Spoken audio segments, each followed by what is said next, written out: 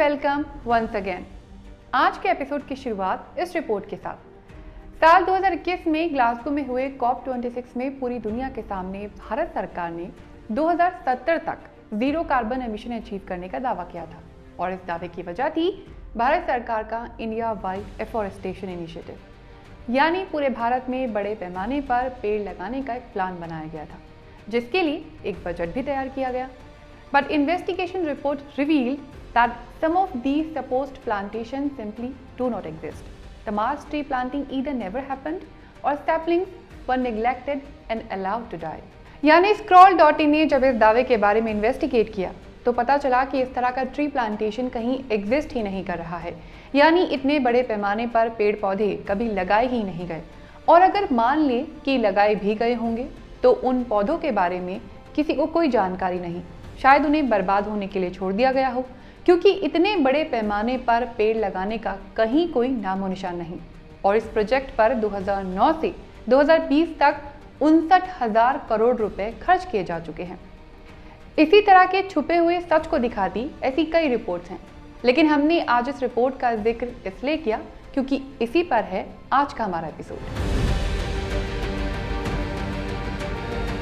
तो हमने जिस स्टोरी का जिक्र अभी किया उसे कहते हैं इन्वेस्टिगेटिव जर्नलिज्म, यानी खोजी पत्रकारिता।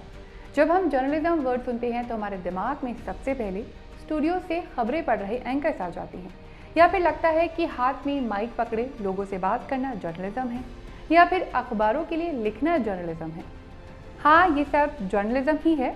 शायद ये कहना ठीक होगा कि ये सब जर्नलिज्म के पार्ट हैं। जर्नलिज्म वर्ड एक अम्ब्रेला की तरह है।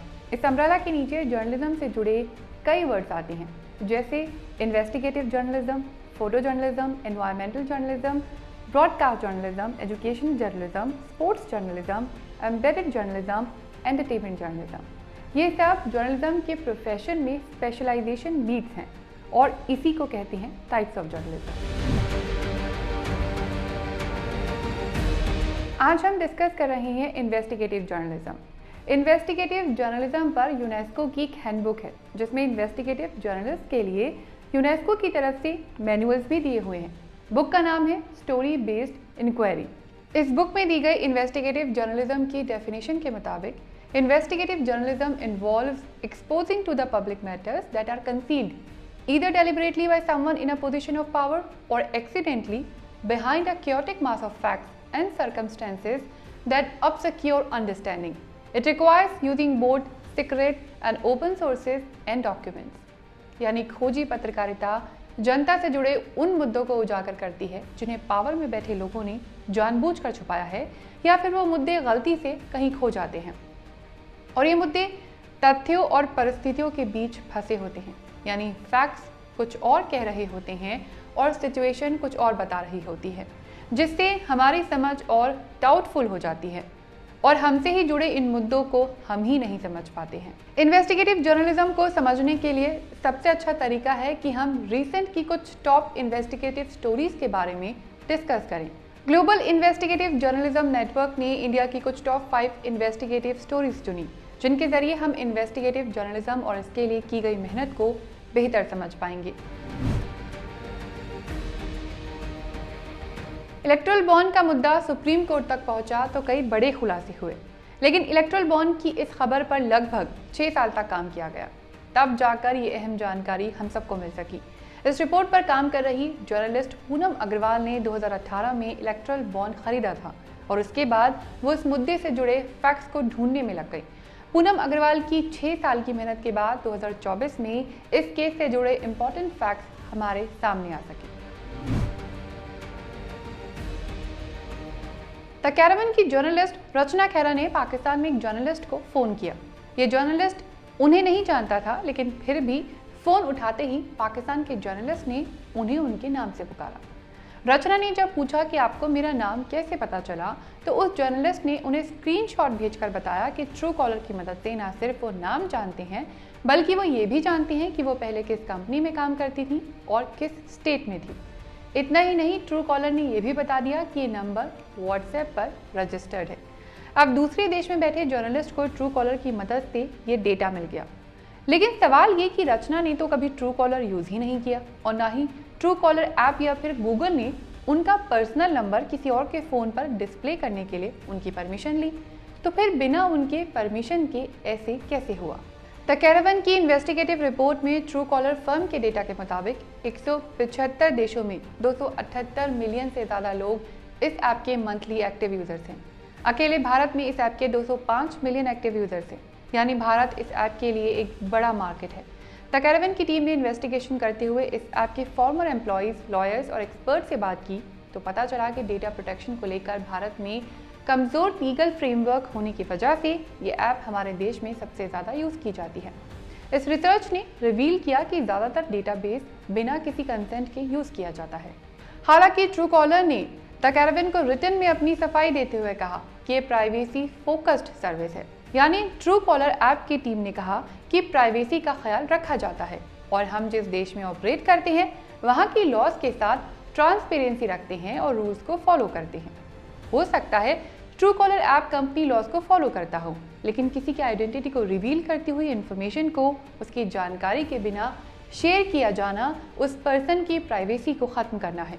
और सुप्रीम कोर्ट ऑफ इंडिया ये कह चुका है कि इंडियन कॉन्स्टिट्यूशन के आर्टिकल 14, 19 और 21 के तहत राइट टू प्राइवेसी एक फंडामेंटल राइट है। अमेरिका की एक बड़ी पेट्रोकेमिकल कंपनी डाउ इंक और सिंगापुर गवर्नमेंट ने मिलकर एक करार किया कि वो पुराने जूतों को रिसाइकिल कर खेलने के लिए और रनिंग के लिए पहनने लायक बना देंगे। इस दावे के साथ कंपनी ने क्लाइमेट चेंज को लेकर अपनी फिक्र दिखाते हुए एनवायरमेंट प्रोटेक्शन के लिए काम करने का दावा किया। ये दिखाया कि कंपनी कैसे पुराने जूतों को भी नया बनाकर उनका इस्तेमाल कर रही है और पर्यावरण को बचा रही है। सोशल मीडिया पर इस दावे को लेकर प्रमोशनल वीडियोस भी शेयर किए गए। लेकिन जब रॉयटर्स ने अमेरिका की इस बड़ी कंपनी के दावे की इन्वेस्टिगेशन की तो सच कुछ और निकला।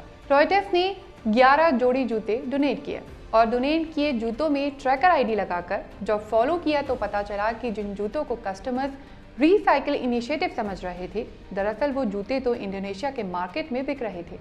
यानी शूज़ रीसाइकिल नहीं हो रहे थे, बल्कि उनको इंडोनेशिया के मार्केट में सेकेंड हैंड शूज़ के तौर पर बेचा जा रहा था। हालांकि अमेरिका की इस कंपनी ने इस झूठ के सामने आने पर अपनी सफाई में कहा कि सिंगापुर की जो कंपनी पुराने शूज़ कलेक्ट करने के लिए रिस्पॉन्सिबल थी, उसके साथ कंपनी ने रॉयटर्स के शूज़ डोनेट करने से पहले ही अपना एग्रीमेंट ख़त्म कर दिया था। और ये कॉन्ट्रैक्ट ख़त्म होने का रीज़न क्या था, इसके बारे में कुछ नहीं कहा गया। तो इन्वेस्टिगेटिव जर्नलिज्म यानी खोजी पत्रकारिता किसी कहानी, किसी न्यूज़ के पीछे सच को सामने लाने की कोशिश करता है, वो सच जिसे हमें जानना ज़रूरी है। इस काम के लिए एक लंबे वक्त तक उस खबर से जुड़े फैक्ट्स का पीछा करना पड़ता है। कई महीनों तक आपको छानबीन करनी पड़ती है, उस खबर के बारे में सही जानकारी जुटाने के लिए मेहनत करनी पड़ती है और इस काम के लिए किसी का भी एक्सपीरियंस और स्किल्ड होना ज़रूरी है। वैसे अगर आप डिक्शनरी में इन्वेस्टिगेशन का मीनिंग खोजेंगे तो पाएंगे सिस्टमैटिक रिसर्च या सिस्टमैटिक इंक्वायरी। तो उम्मीद है इन्वेस्टिगेटिव जर्नलिज्म को लेकर आपकी समझ बेहतर हुई होगी। जो लोग जर्नलिज्म में अपना करियर बनाना चाहते हैं वो अपने ऑप्शन को अच्छे से रिसर्च करें, इस फील्ड को एक्सप्लोर करें और हमें फीडबैक देना ना भूलें। आप कमेंट बॉक्स में लिखकर इन्वेस्टिगेटिव जर्नलिज्म से जुड़ी अपनी कोई स्टोरी शेयर कर सकते हैं। और अगर ये एपिसोड पसंद आया तो इसे लाइक करिए, शेयर करिए और चैनल को सब्सक्राइब भी करिए।